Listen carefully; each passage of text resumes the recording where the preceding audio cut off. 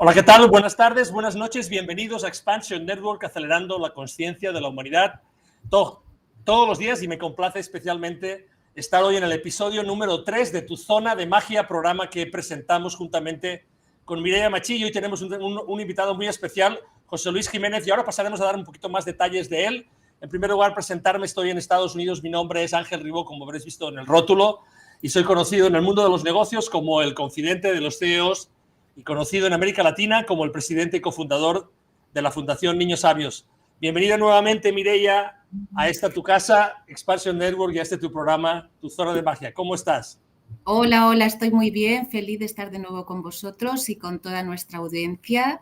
Y nada, encantada de tener hoy a José Luis Jiménez, un placer. Excelente, pues bueno, vamos a dar un poquito de contexto a la audiencia, si te parece. ¿Podrías quizá describir brevemente quién es José Luis y por qué lo hemos traído hasta acá? Sí, claro. José Luis es investigador, escritor, poeta también, y es un especialista en un montón de temas sobre historia oculta. Él, aunque viene del mundo de las empresas, luego nos contará sobre eso. Bueno, en algún momento sintió la llamada de investigar todos estos temas y de divulgarlos. Y a partir de ahí, bueno, empezó a escribir libros y a contarnos un montón de cosas que para quienes se han confiado en la narrativa oficial, pues les puede sorprender, pero todo muy fundamentado, muy documentado y bueno, da gusto escucharlo porque sabe mucho y sabe con mucho fundamento. Pues a mí quizá me gustaría empezar la charla de hoy con José Luis. Como decía antes, bienvenido a Expansion Network. Un placer, un honor tenerte aquí con nosotros. Hola Ángel, hola Mireia, buenas tardes allá, buenas noches para acá. Y bueno, para mí es un honor y es un placer ser entrevistado por vosotros y haber colaborado en este libro tan maravilloso, magnífico, del que supongo que hablaremos también más adelante, del que Mireia, de alguna forma, pues es la principal creadora y artífice de que haya salido a la luz. De hecho, me gustaría empezar, si no tienes inconveniente, Mireia, viendo el fondo que tiene José Luis en su casa. Me recuerda muchísimo. De hecho, recientemente visité a mis padres en Lérida, España, y tienen una gran como librería, ¿no? Un montón de estanterías con libros en su comedor. Y de hecho, uno de los libros con los que yo más me identifico son unas enciclopedias que yo de pequeño, de hecho mi padre vendió libros, eso de hecho muy poca gente lo sabe, mi padre se dedicaba a vender libros cuando yo era muy pequeño, y nos compró enciclopedias de pequeño para que pudiéramos hacer los trabajos del colegio, ¿no? Y de hecho teníamos muchas enciclopedias porque mi padre pues estaba en el sector de los libros en ese momento, ¿no? Y quizá la pregunta que te quería hacer es, te estoy hablando de enciclopedias, por lo tanto, de los años 70, ¿no? Para que nos hagamos una idea, ¿no? Entonces, yo me pregunto, José Luis, si me permites que empiece con esta pregunta, yo me pregunto, ¿cuántas de esas enciclopedias y de esos libros que con tanto ahínco, ¿no? Y tanto amor y tanto cariño compró mi padre para nosotros, realmente decían o explicaban lo que realmente pasó? Bueno, claro, es una pregunta muy interesante, muy buena. Yo, mira, tendría que ves, son pocos. Las enciclopedias las tengo todo justo delante mío. Aquí ahora no podría moverte, pero bueno, aquí tengo la Larousse, medicina, las razas humanas, el mundo. Tengo varias enciclopedias. En su momento esto era un dineral, porque como tú bien sabes, las enciclopedias entonces eran muy caras y no se podían comprar de golpe, tenías que pagarlas a plazos, ¿no? Y en esa época, pues bueno, era cuando empecé a adquirir todas estas enciclopedias. Quizás la Larousse era en aquella época de las que tenían, diríamos, más relevancia, más importantes. Y en mis primeros libros, para algunos datos sí que me ha servido las enciclopedias, porque yo sobre todo soy investigador de la historia ignorada, que esa no aparece en estas enciclopedias, pero tengo que conocer la historia oficial y aquella parte que de alguna forma pues sabemos que sí, que es cierta, datos de personajes históricos, de situaciones históricas, de momentos en la que, bueno, parece ser que ahí no hay dudas, ¿no? Las dudas están, como se suele decir, cuando la historia que escriben los vencedores, que es lo que suele ocurrir, pues no es la historia real de todo lo acontecido, sino que se ha adaptado y se ha acomodado a los intereses de estos vencedores, ¿no? Entonces tienes que buscar por otro lado, tirar el hilo de otras madejas, porque no se ha reflejado toda la verdad. Pero, evidentemente, yo en mi caso sí, yo he leído mucho, tengo varias enciclopedias de todo tipo, ¿no? Por ese motivo, porque claro, me gusta indagar. Antes decía Mireia que provengo del mundo financiero de empresas, y es así. Yo toda mi vida he estado trabajando en empresas multinacionales, la mayoría de ellas en el área financiera, y bueno, pues diríamos que mi forma de razonar era bastante cuadriculada, ¿no? Muy escéptico, y estos temas que ahora, desde hace ya más de 20 años, pues vengo investigando y tratando, no encajaban en mi forma de pensar. Imagínate el cambio, ¿no? 180 grados totalmente. Entonces las enciclopedias o todos estos libros están muy bien, son necesarios, incluso aunque no contengan toda la verdad absoluta, porque es muy difícil, no la tiene nadie, ¿no? Ni aunque investigues toda tu vida esa historia oculta, ignorada, vas a conocerla, porque siempre van a haber flecos, van a haber aspectos, van a haber situaciones que te van a impedir llegar al fondo real, ¿no? José Luis, por ejemplo, la cronología, que es algo que también se está poniendo ahora en duda, ¿no? La cronología de la historia oficial. ¿Crees que es confiable la cronología que nos han dado? Bueno, la cronología de los últimos 5.000 años o menos, quizás sí. Desde que tenemos constancia escrita, vamos a decir, desde los filósofos, historiadores griegos, ¿no? Que es lo que nos ha llegado con más, diríamos, asertividad de que es cierto, sí, podemos confiar, porque son demasiados documentos, informaciones localizados en distintas partes de la geografía del planeta para que se hubiesen puesto de acuerdo en todos estos lugares en escribir sobre un mismo tema. Por ejemplo, cuando hablamos del diluvio universal, esto es un hecho que aconteció en todo el planeta, porque todas las culturas que conocemos y las que ya no existen, en todas hay referencias a este evento, al diluvio universal, que se produciría o se produjo hace 12.000 o 11.000 o 12.500 años. Bien, ahí tendremos esta pequeña, si tú quieres, diferenciación, porque no sabemos exactamente la fecha, pero que se produjo, sí. Entonces, las civilizaciones antediluvianas, aquí es donde está el problema. ¿Por qué? Porque las civilizaciones antediluvianas que han existido, y han sido varias, algunas sí que han dejado muestras de ellos. Tenemos toda la misión sumeria, en la que hace referencia pues al panteón de los dioses Anunnaki, por ejemplo, donde aquí nos vamos a encontrar que estos seres que llegan del espacio son los que van a crear, entre comillas, van a modificar el ADN del homínido que existe en esos momentos en la estepa africana, y va a surgir de aquí ese cambio tan grande que se produce entre el Homo erectus y lo que ahora es el Homo sapiens, ¿no? Entonces, ahí tenemos constancia escrita en las tablillas sumerias, en las tablillas que se encuentran en la biblioteca de Nínive, o sea, de Asurbanipal en Nínive en 1915. Bueno, y tenemos mucha información que está escrita, que está con estas fechas datadas, y ahí no hay discusión.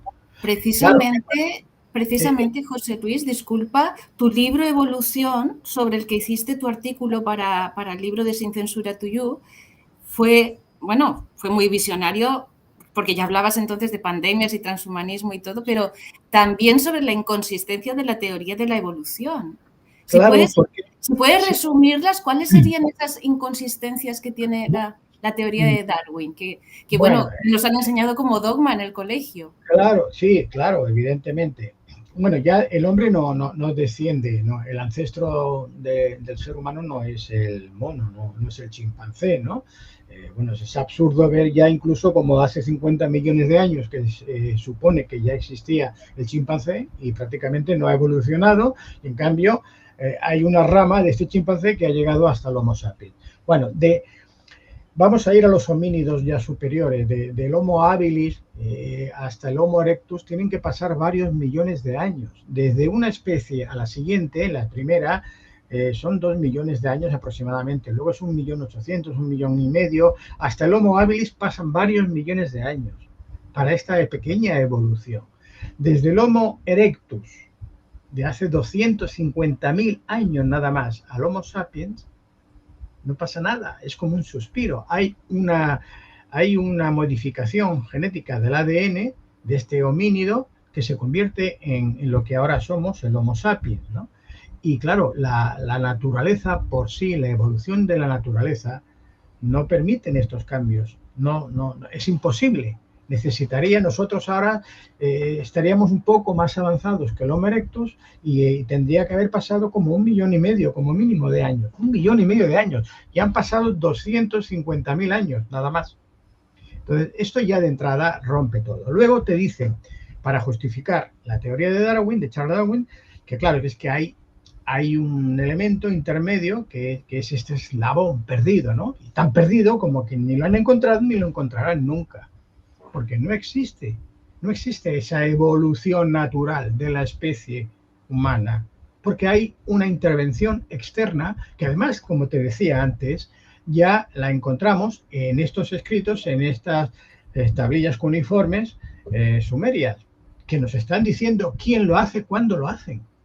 Pero no solamente aquí, en estas tablillas sumerias, que nos están contando toda la historia de la humanidad que conocemos ahora. Tenemos, bueno, si nos vamos al Ramayana, Mahabharata, que son libros sagrados también, hindúes, ahí nos hablan también de estos seres que llegan del espacio, que incluso tienen enfrentamientos entre ellos con naves voladoras, los vimanas, y cómo llegan a pelearse con guerras nucleares. Y de hecho tenemos pruebas físicas. Yo todo esto lo estoy resumiendo mucho, pero que en el libro, como has mencionado, lo detallo con todo lujo de detalles, valga la redundancia, y documentación y fotografías, pues han encontrado, por ejemplo, en Mohenjo-Daro, en la India, un lugar, una ciudad donde se quiso construir recientemente una ciudad dormitorio y la gente moría a poco tiempo, todos de cáncer, porque había una radiación tremenda. Y claro, al excavar y tal, aparecieron cientos o miles de esqueletos que se habían quedado como desintegrados, como fundidos, con una radiación tremenda. O sea, cuando explosiona una bomba atómica, lo que produce es ese fenómeno, ese efecto que se ha observado aquí. Y luego se han encontrado radiaciones muy por encima de las que tenían que existir. Y claro, resulta que en el Mahabharata y en el Ramayana y en estos libros nos están contando eso, que pasó eso, ¿no? Entonces, claro que existe información. Y esto es un pequeño ejemplo, porque no me quiero extender, para que podáis preguntar lo que queráis, pero es un pequeño ejemplo de todas estas historias ocultas, de esta información que se ha desinformado, que se ha manipulado, que sobre todo las religiones, por el interés evidente que tienen sus mandatarios, las jerarquías religiosas de todas las religiones, unas más que otras, pero todas, a fin de cuentas, van a lo mismo, para poder controlar y tener su rebaño, ellos ser los pastores y decir a su rebaño por dónde tienen que ir y si quieren ir al cielo que se inventan o al infierno, porque claro, si pagan, tienen un sillón ya con su nombre reservado y si no pagan, pues vas a ir allí a la caldera de Pedro Botero, por poner un ejemplo muy simplista, pero es lo que ha funcionado, este miedo, desde hace miles de años, ¿no?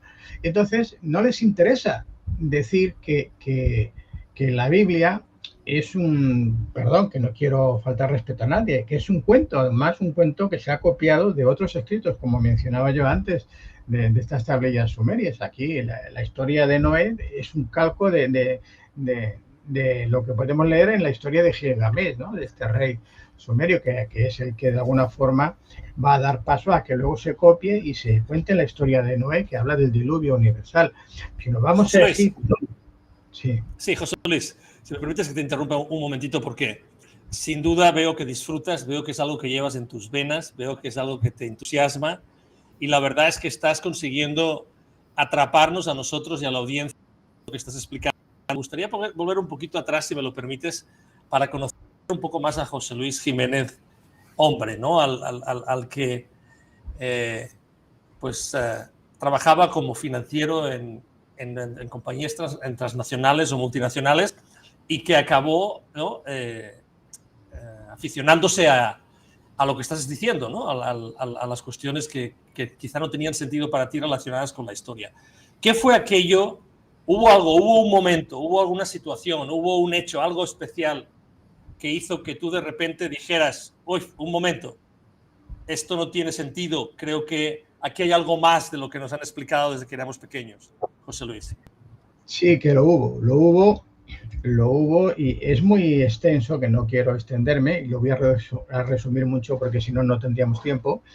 Pero bien, de la noche a la mañana yo perdí mi trabajo y yo era una persona, está mal que lo diga, pero siempre he destacado en todo, en los estudios, cuando fui al servicio militar, en todos sitios querían que estuviera y siempre me pagaban más, tenían envidia porque yo cobraba más, porque a mí me ascendían o porque tal. Y de hecho, a mí me venían a buscar las empresas de selección, siempre me venían a buscar. Yo tenía siempre 2 o 3 empresas grandes, multinacionales, que estaban deseando que fuera con ellos. Y de repente me quedo sin trabajo y desempleo. Digo, no me preocupaba porque digo, bueno, ya de un mes, 2 meses, digo, me va bien, descansaré, digo, luego cogeré cualquiera de estas. Pero no, pasó 1 año, 2 años, 3 años, no encontraba trabajo. Ya la cosa aquí, digo, aquí pasa algo. Y resulta, bueno, lo voy a resumir mucho, ya sé que esto me da igual lo que puedan pensar, porque yo al principio era el primer escéptico, que no creía en nada de esto. Un día escucho a un parapsicólogo en la radio que estaba hablando de un tema similar y les explicaba a las personas que le llamaban y yo veía que aquellas respuestas no eran las típicas de esta gente que se dedica a adivinos y tal, como ni creía ni les prestaba atención, y me llamó mucho la atención lo que dijo, ¿no? Y yo había tenido un encuentro con unas gitanas cíngaras que llegaron un día mientras yo estaba con mi esposa en un parque sentado ahí tomando un refresco con una perrita, y vinieron unas gitanas y me empiezan a decir que si tal, que si tenía el aura oscura, que si tenía un mal de ojo, una serie de cosas que yo me reía. Pero como llevaba tanto tiempo sin trabajo, aquello se me quedó en la cabeza y dije, a ver si va a ser verdad y estas cosas funcionan. Y total que llamé a ese parapsicólogo.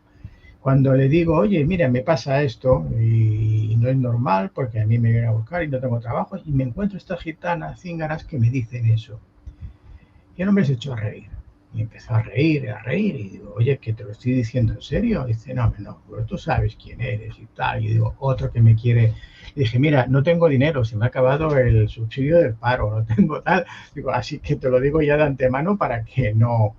Dice, no, hombre, no, ven a verme. Total, que el hombre allí pues me empieza a hablar y me dice que estaba bloqueado y tal, que yo había venido, que mi misión era otra, que no era la que estaba haciendo, que me había olvidado de lo que había venido a hacer en esta vida y que por eso me habían cortado, me habían dicho, como no escuchas y estás con tu trabajo tal ahí muy cómodo y tal y no estás haciendo lo que habías venido a hacer, te hemos tenido que decir, para, y no vas a hacer más eso.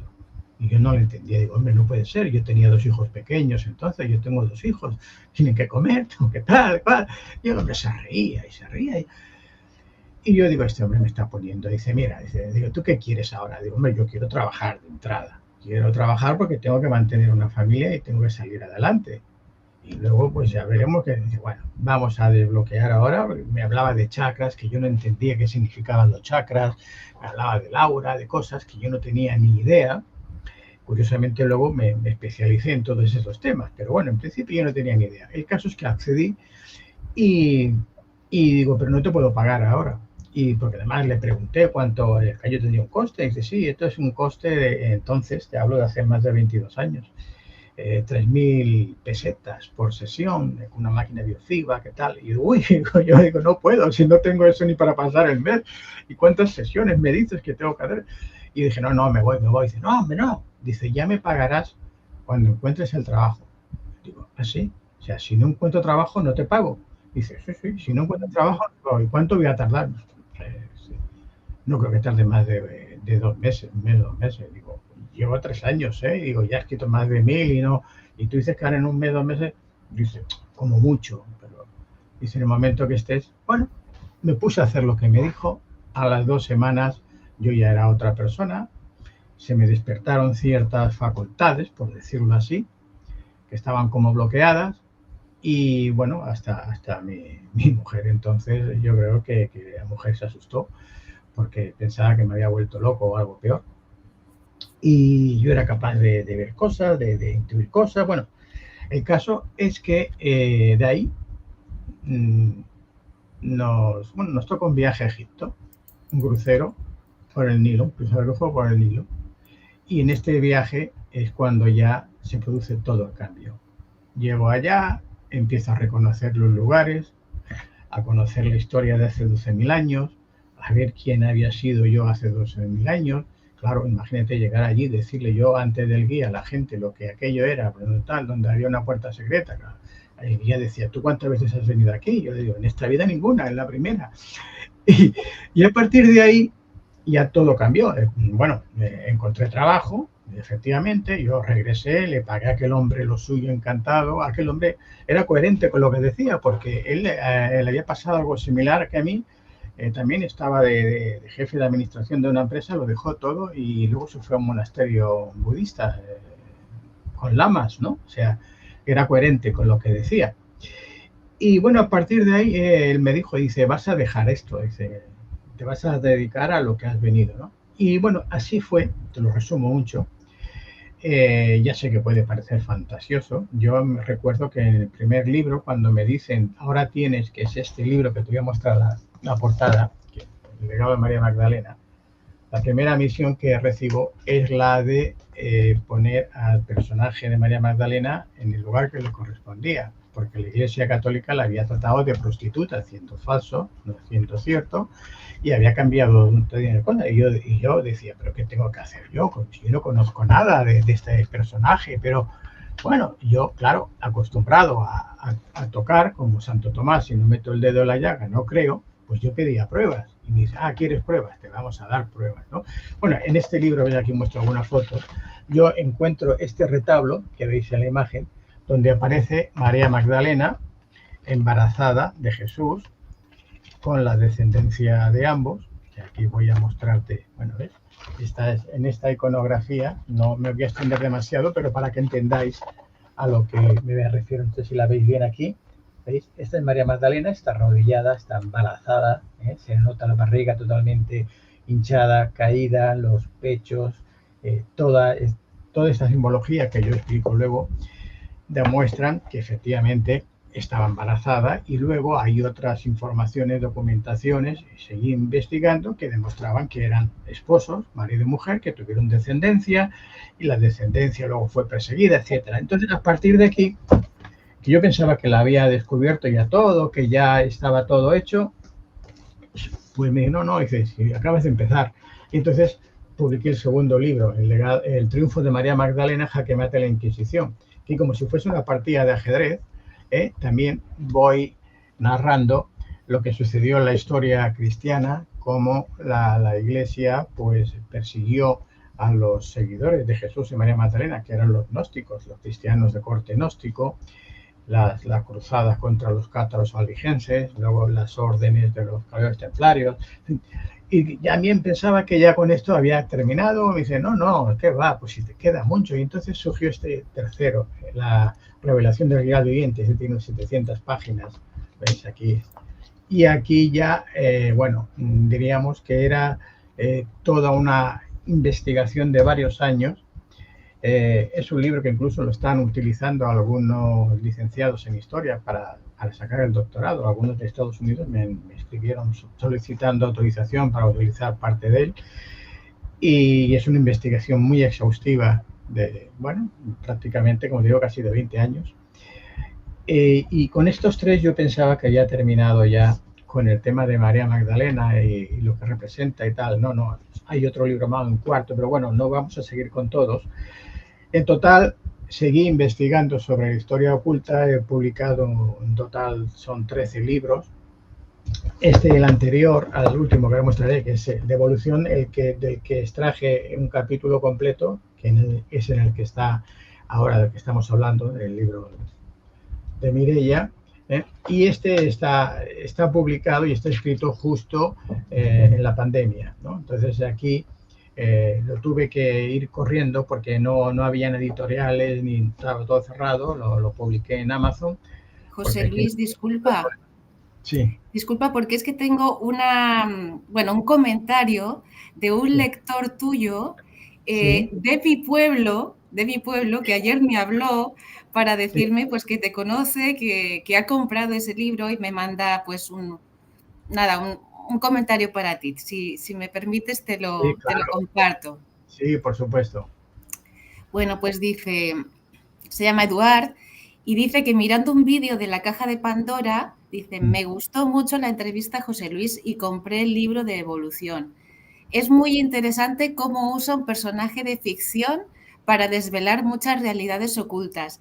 Es muy difícil romper programas mentales sin provocar rechazo y me gusta mucho el recurso literario del personaje extraterrestre contando a los demás la verdad, pues ayuda a que el lector lo acepte. Es como un primado, pero positivo. Eso dice. Muchas gracias. Sí, ese es mi estilo literario, por decirlo así, por excelencia, que me gusta utilizar estos personajes porque yo lo suelo decir, en mis libros lo que busco es que tengan tres cualidades. La primera, que entretenga, ¿no? Que la persona cuando lee un libro quiere entretenerse, quiere pasarlo bien. La segunda, que sea didáctico, pedagógico, que enseñe, ¿no? Que aprendas. Cuando ves, estás leyendo, oye, esto no lo sabía, mira lo que estoy aprendiendo, qué bien, ¿no? Y la tercera cualidad, que demuestre eso que está mostrando, que está enseñando, ¿no? Que se demuestre o que de alguna forma los argumentos sean lo suficientemente válidos para que el lector diga, oye, pues esto es posible, es factible, ¿no? Me encaja. Y esto es lo que yo intento hacer en todos mis libros. Por eso me resulta más fácil a veces el recurso literario de utilizar a un personaje externo, porque es más fácil a la hora de exponer ideas y de evitar, yo suelo decir, discusiones de besugos, porque siempre te encuentras al besugo de turno, ¿no? Que R con R, que no quiere entender el mensaje real cuál es, ¿no? Entonces, lo utilizo así porque a mí me gusta, me siento más cómodo y, bueno, cada autor pues tiene su forma de escribir, puede gustar más, puede gustar menos. Es mi manera en cómo yo intento transmitir, comunicar todas estas experiencias y conocimientos y que a la vez pues tenga estas tres cualidades, ¿no? Entonces, por eso este personaje en Evolución me iba muy bien. Primero porque ahora ya se está viendo. Yo en el libro Evolución recuerdo que puse las primeras fotografías que en España aún no se habían publicado, en Estados Unidos sí, pero en España no se han publicado los primeros platillos voladores que persiguieron los cazas americanos y fotografiaron. En el libro están. Y está la información de dónde se produjo la infección o contaminación original del bicho, del virus, ¿no? Que fue en los Juegos Olímpicos Militares de Wuhan, y no en las fechas que nos dicen, sino que fue en septiembre, octubre, y toda una serie de información que no nos llegó hasta un año después. En el libro ya estaba. Bueno, de hecho, en el canal de Pandora, que ha mencionado nuestro amigo Eduard, me dicen, después de la entrevista, me dicen, nos han cerrado el canal. Y tenían 1 millón de seguidores, me supo fatal. Yo siempre le dije, bueno, en mi canal sigue estando, como yo tengo poca gente, yo no paso de 10.000 pues, o 10.000 y pico de seguidores, porque tampoco no pretendo, pues claro, quizás no llamé tanto la atención, y ahí está la entrevista. Creo que fue de otro canal de televisión, el de Pandora creo que no, porque lo eliminaron, pero hubo mucha censura, por eso el título de tu libro, Mireia, sin censura. Yo cuando me lo dijiste dije, pues aquí voy a ir yo, porque claro, a mí la censura es lo que no, ya la hemos tenido durante muchos miles de años, la seguimos teniendo y hay quien se empeña en seguir que haya más censura. Entonces yo voy a estar en contra de la censura siempre, ¿no? Sea quien venga a imponerlo, conmigo no va a poder. Yo siempre digo, yo no me callo ni debajo del agua. Pero bueno, parece ser que de momento he estado protegido por esas entidades que en su día ya me protegieron y me indicaron el camino que tenía que seguir, y yo me limito a seguirlo, ¿no? En fin. Comentaba en tu currículum inicialmente que eres una persona que das charlas, ¿no? Es decir, que eres un orador público, que la gente te llama, oye, José Luis, por favor, ven a vernos y habla. Si tuvieras que elegir de lo mucho que has aprendido, de lo mucho que sabes, si tuvieras que elegir un tema, cuando te dan a elegir un tema sobre el cual encandilar a tu audiencia, ¿cuál es el tema que a ti te gusta más, sobre el cual tú disfrutas más hablando, José Luis? Las respuestas de más allá de la muerte, o del por qué estamos aquí, para qué estamos aquí, a dónde vamos o de dónde venimos. Yo creo que esto, precisamente, antes, no sé si te lo he dicho quizás a Mireia, yo tengo la costumbre, o la fea costumbre, porque hay a quien no le gusta, de escribir varios libros a la vez. No empiezo un libro con una idea de cómo empieza y cómo termina, no. O sea, a veces no sé ni cómo sigue por medio, ni mucho menos cómo va a acabar. Y entonces suelo empezar con varios. De hecho, tengo un libro que requiere su tiempo, que el título es La Respuesta. ¿Por qué? Porque intento dar respuestas más allá de la muerte, en el sentido de por qué estamos en este mundo, en este plano existencial, en esta dimensión, si existen otras dimensiones, cuál es el motivo que hace que estemos aquí, que tengamos esta conciencia que muchos tienen dormida, que no quieren despertarla, ¿no? Porque como dice el refrán, no es mayor ciego ni sordo que aquel que no ve o no oye, sino el que no quiere ver ni quiere escuchar. Y entonces hay gente que no quiere despertar, está muy cómodo en la situación que vive, o ellos piensan que eso es vivir. Y entonces, para mí personalmente, esta sería la causa primordial, el motivo principal, ¿no?, por el que yo daría esas charlas o conferencias donde fuera a quien fuera, si con ello conseguía despertar la conciencia o que tomaran conciencia de quiénes somos, de quiénes son, por qué estamos aquí, para qué estamos aquí, cuál es el sentido de la vida.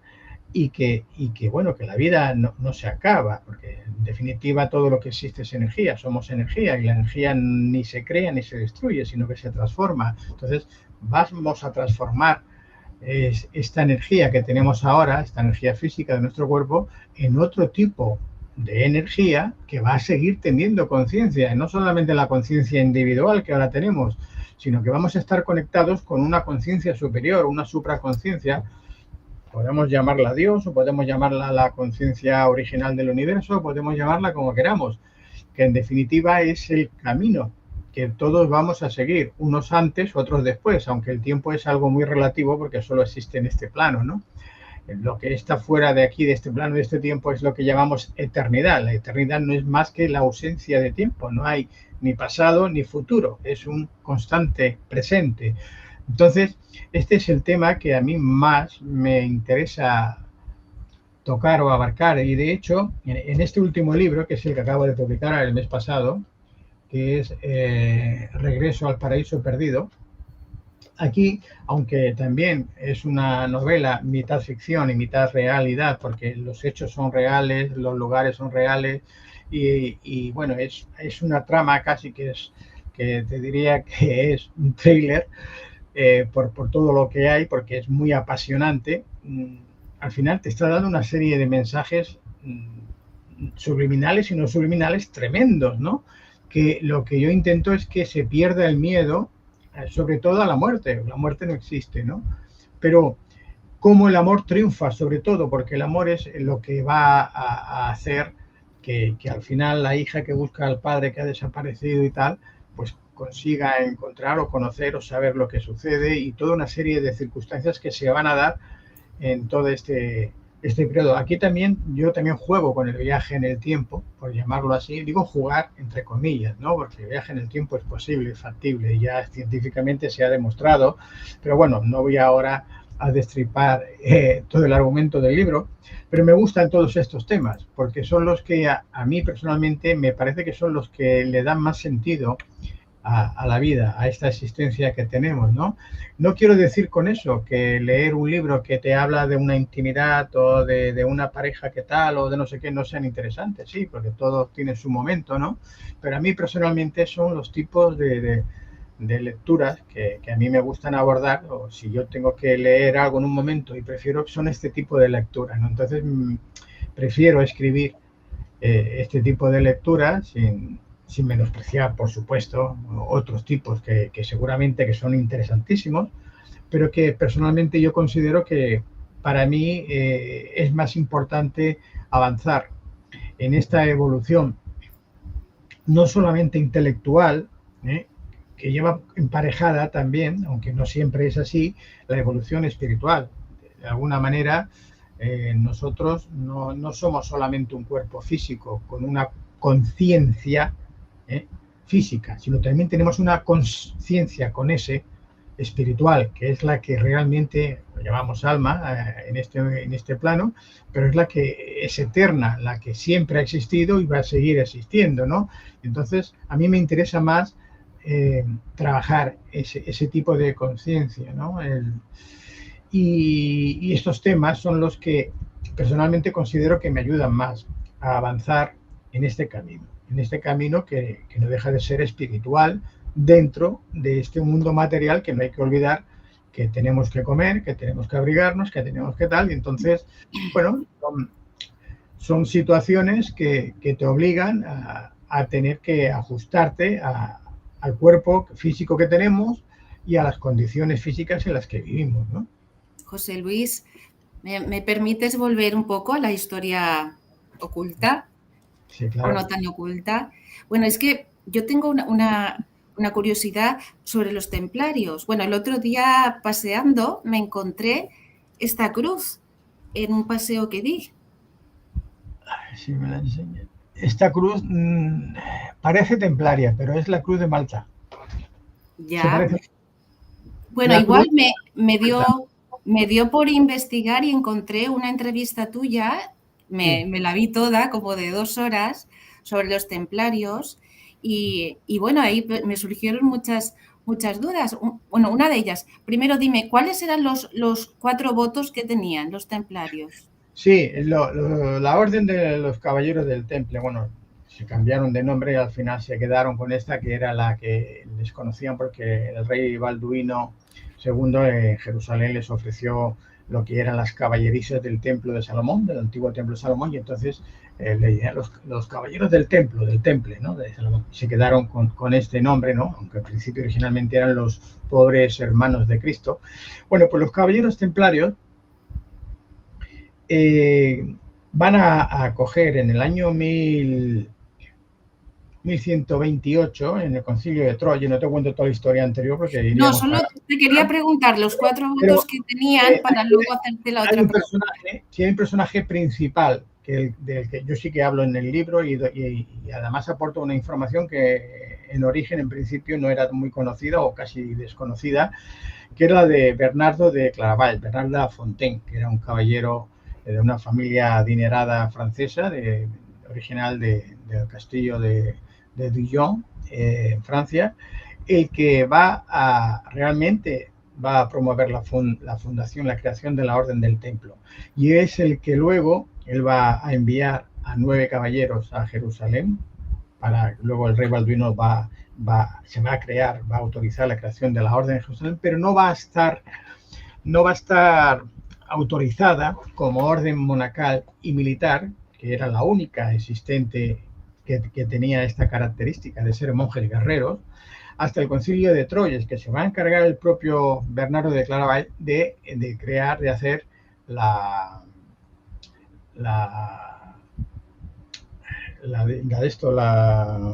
orden, la regla de la orden. Entonces, en la regla de la orden que Bernardo de Claraval va a tomar, la de San Benito también, él va a incluir, los San Benito son 3 órdenes, o sea, son tres votos. 3 votos, ¿no? El de castidad, el de pobreza y el de obediencia. Y aquí a estos 3 votos se le va a añadir un cuarto, que es el de defender los lugares santos, la Tierra Santa, incluso con la vida. Este es el cuarto voto que se le añade en la regla de la Orden del Temple en el Concilio de Troya de 1128. Y bueno, los caballeros, aquí te podría explicar muchas cosas. Yo he estado estudiando mucho, investigando, viajando, y recuerdo porque se dicen muchas cosas de la Orden del Temple, algunas ciertas, otras no. Y es que en la Orden del Temple diríamos que existían otras órdenes internas dentro de la orden. Yo siempre la diferencio entre la parte esotérica, la parte oculta, la desconocida, en la que incluso llegan a utilizar un lenguaje críptico, secreto, para comunicarse entre ellos. Incluso luego lo van a utilizar porque son los que van a inventar, los que van a crear el pagaré, ¿no? Cuando un peregrino quería viajar pues desde España, por ejemplo, a Tierra Santa y no quería ir cargado con sus monedas, con su dinero, porque le podían asaltar y robar en el camino, entonces iba a una encomienda templaria, allí le redactaban un documento que era como un pagaré, y ese documento estaba redactado con este lenguaje críptico que se hacía precisamente con esa cruz que me has mostrado parecida. Era una cruz que se dice de las 8 beatitudes, que tenía 8 puntas. Y ellos haciendo diferentes, como si fuese un rompecabezas, ¿no? Partes de esta cruz, cada parte que se correspondería con una letra del abecedario y por lo tanto, utilizando esas figuras, pues se escribía el texto que solamente el caballero templario encargado en la encomienda que fuese de recibir ese documento sabía qué dinero llevaba aquel portador y en razón de lo que allí indicaba, pues le pagaban el dinero menos la comisión del 10% que se quedaba la orden. Esta era una de las formas en las que se financiaron, por eso tenían, digo una porque habían otras, tanto dinero, tanto poder. Era la única orden que autorizaba el Papa a cobrar intereses porque no se permitían ni menos estos porcentajes. Ellos vivían en monasterios, entiendo. Sí, ellos incluso tenían que dejar todas las propiedades, habían casos curiosos, ¿no? Tenían que abandonar todas las propiedades y bueno, vivir en pobreza, como era el voto de pobreza que habían hecho. Entonces vivían incluso de una manera muy austera, incluso los templos que se construyeron después, porque si hablamos de la orden veremos que ellos van a introducir un nuevo estilo de construcción en las catedrales y en los templos, que es el gótico, que precisamente lo adquieren de los conocimientos que van a conseguir cuando están en Egipto. Ellos van a Egipto, van a estar un tiempo, se van a desplazar hasta Philae también, la isla de Philae de entonces. Allí en el templo de Philae hay varios restos, o diríamos aún simbologías templarias que han quedado en las paredes, aunque dicen que es otra cosa, pero bueno, está claro y es evidente. Y ese conocimiento lo van a traer a Europa y van a empezar a construir todas estas catedrales magníficas que hasta entonces se desconocía este estilo gótico, ¿no? Los templarios van a ir a América, además conocían ya el camino antes que Colón. En el siglo XIII ya estuvieron.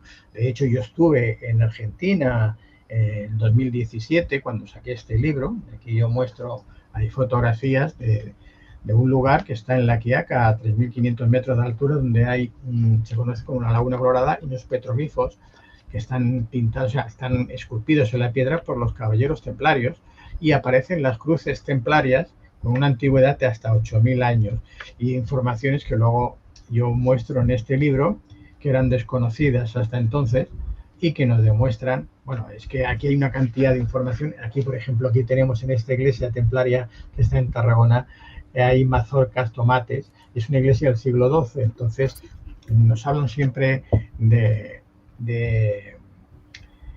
nos hablan de la abadía esta que está cerca de Edimburgo, como que tienen allí las hojas de varias plantas y las mazorcas. En cambio aquí tenemos esto que es anterior, que es del siglo XII en esta iglesia. Que hay un montón de curiosidades. Yo invito al espectador que compre tu libro, que escuche tus entrevistas porque no tienen esta es la fotografía que te digo, ¿ves? La cruz esta templaria, en la roca, estas señales de todo esto que veis aquí. Bueno, pues esto, cuando yo recibo la información, que la prueba que yo buscaba de que los templarios habían ido a América se encontraba allá, pues yo tengo que ir allá.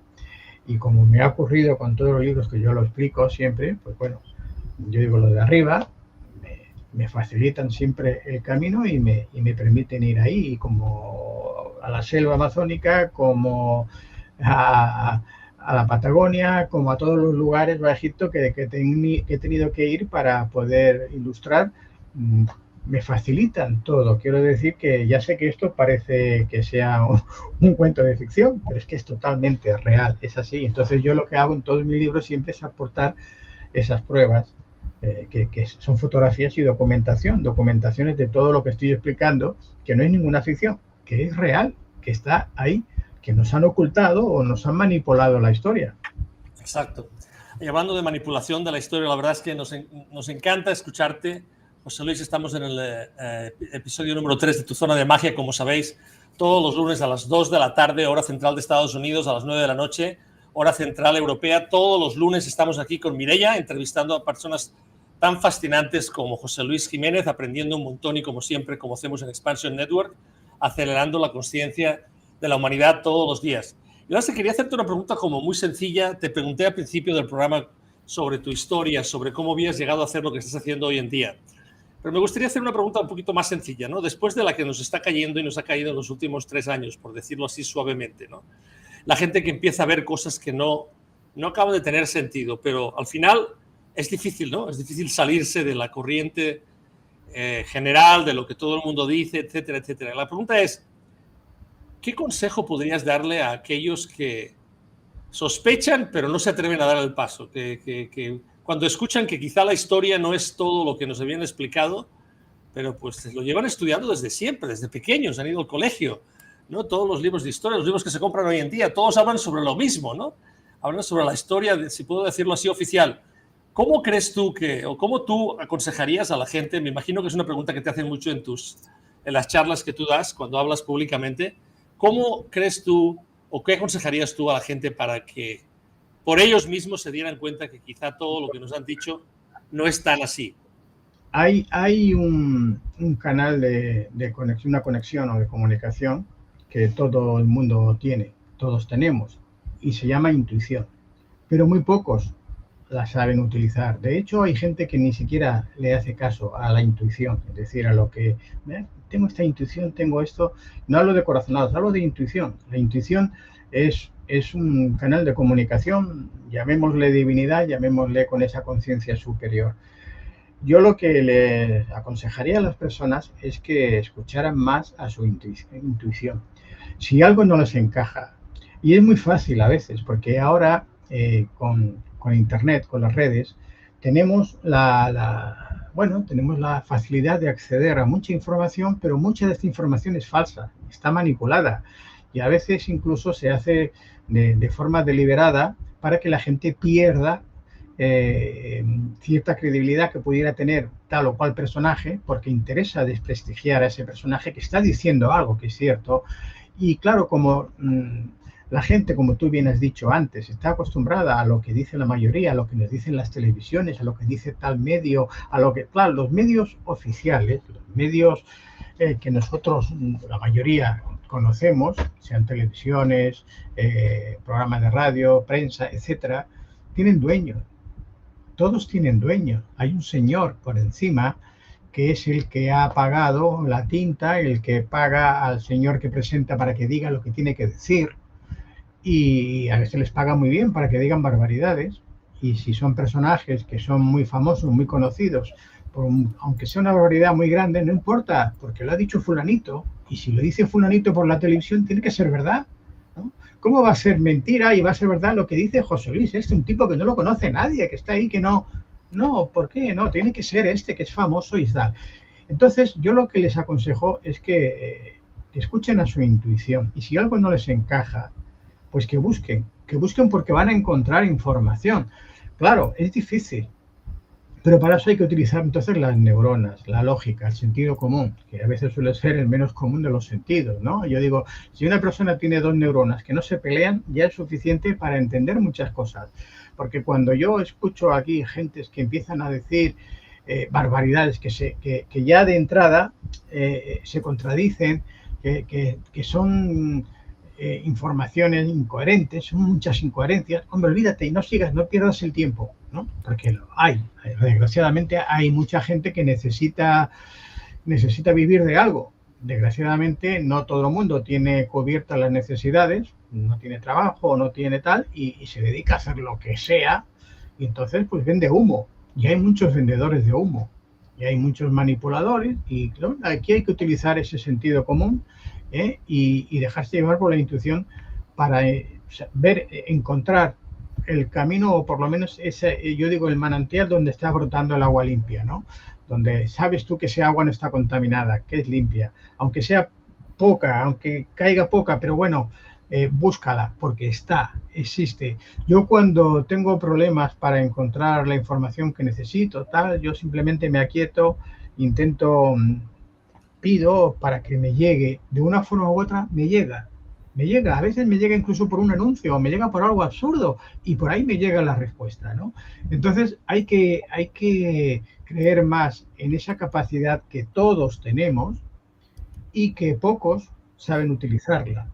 Entonces, ese es mi consejo en este sentido, ¿no? Porque no puedo decirte, mira, este sí no te va a mentir, el otro no, porque todos somos humanos, perfecto en este mundo no hay nadie, y en un momento u otro la gente puede cambiar. Y quien un día te parece que es honesto y es tal, al otro día resulta que es el más corrupto de los corruptos. Entonces, no te puedes casar con nadie, ni todos los días va a ser lo mismo. O sea, que cada día es como bueno, es un renacer de nuevo y a ver qué me depara hoy, ¿no? Y estar abierto, atento. Sobre todo, yo siempre digo, desconfía de los dogmas. Los dogmas, sobre todo los dogmas de fe, son eso, es tener fe en algo. Yo tengo fe en que esto hace milagros, es una máquina de hacer milagros y le pido que me cure tal cosa y lo cura. Pero no es esto, es mi fe. Mi fe sí que, como dijo el Maestro Jesús, mueve montañas, es capaz de mover montañas. Es mi fe, no es esto. Entonces está el listo de turno, la religión de turno, que manipula a las personas diciéndole que tal o cual es el que le hace el milagro. No, señores, el milagro lo hace usted con su fe. Entonces tenemos que aprender a tener confianza en nosotros mismos. Si tenemos confianza en nosotros mismos y nos sabemos conectar, aunque sea a través de la intuición, con esa conciencia superior, yo estoy convencido que nos van a llegar todas las respuestas que necesitemos en el momento apropiado.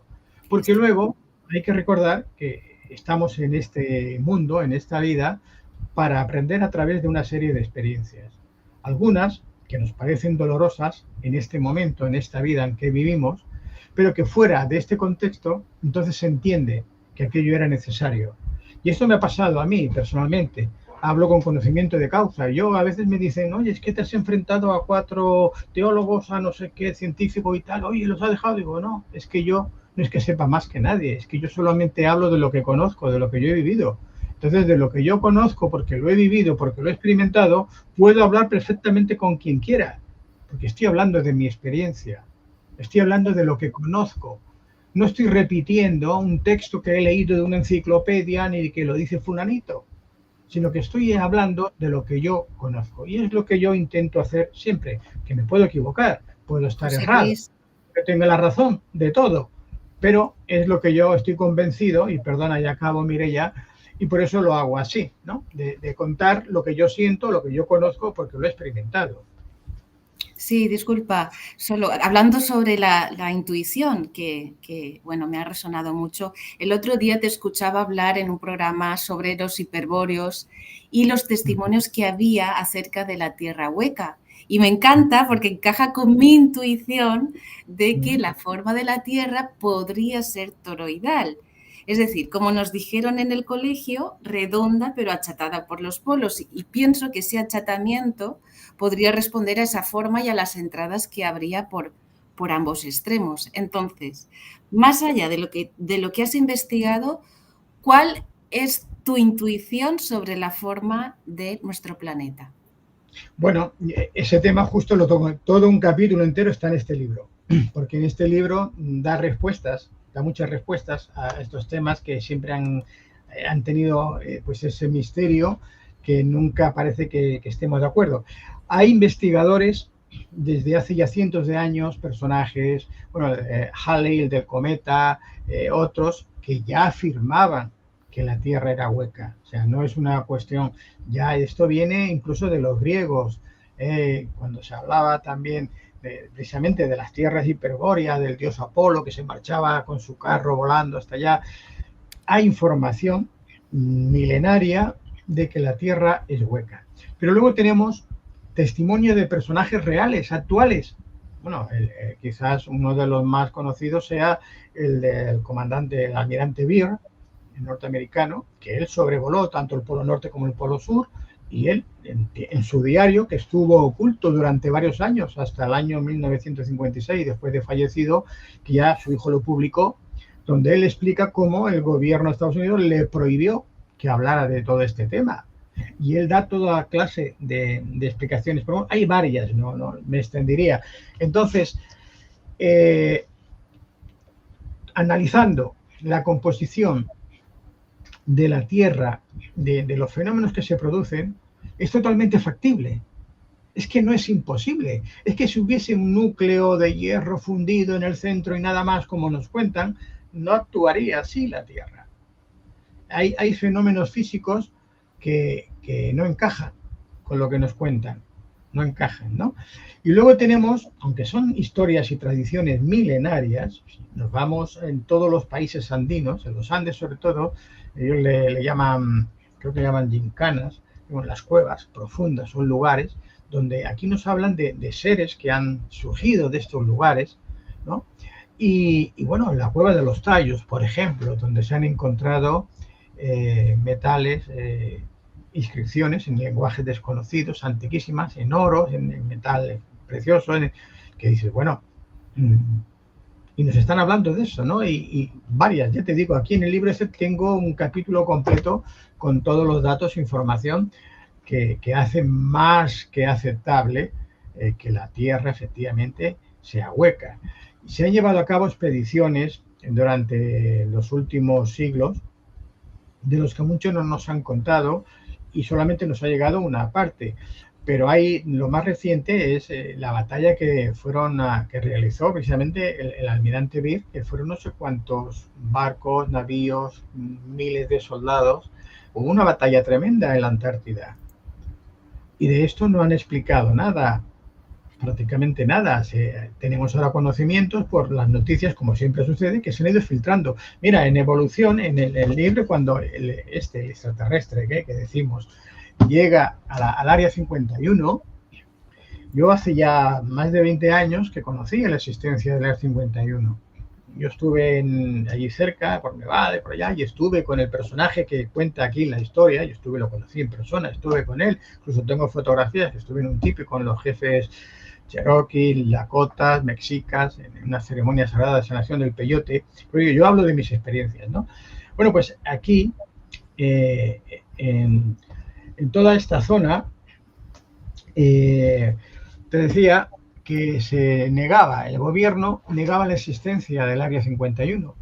Bob Lazar era un científico, estuvo trabajando durante varios años, que fue el primero que destapó todo esto que se ocultaba en el Área 51 a raíz de Roswell del año 1947, cuando se conoce este estrellamiento. Hay otros más.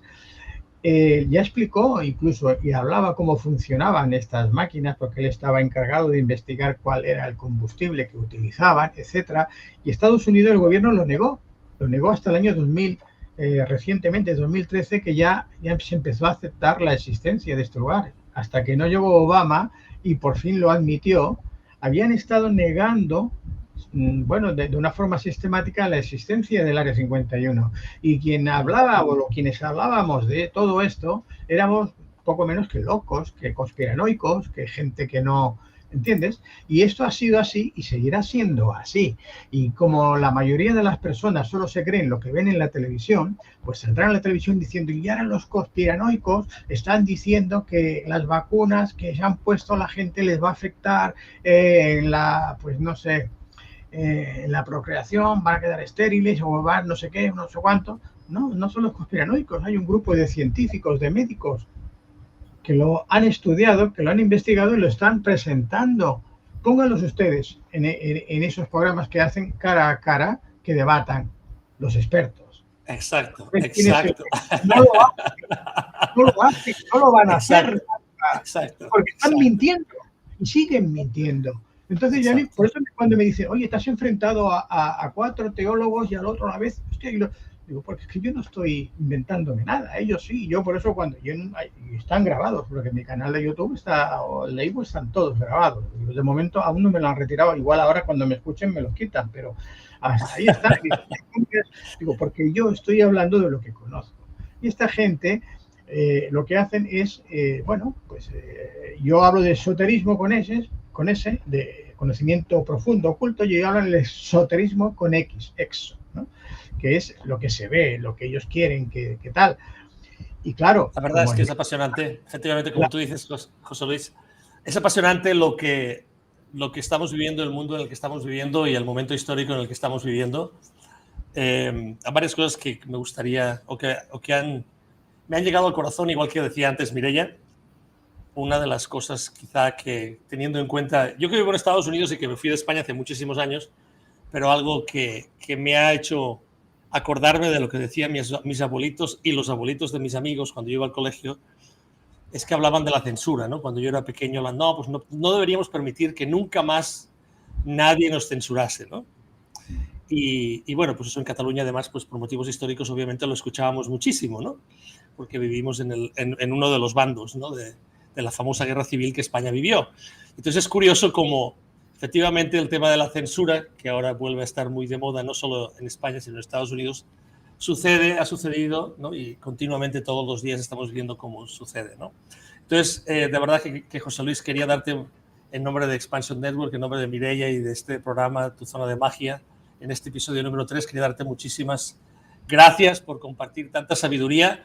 Nos ha encantado que hayas compartido tantos libros, que hayas hablado tanto de ellos. Yo me he encargado de asegurarme que iba poniendo una pequeña reseña de todo lo que ibas diciendo aquí abajo, y el equipo de producción me ha ayudado también.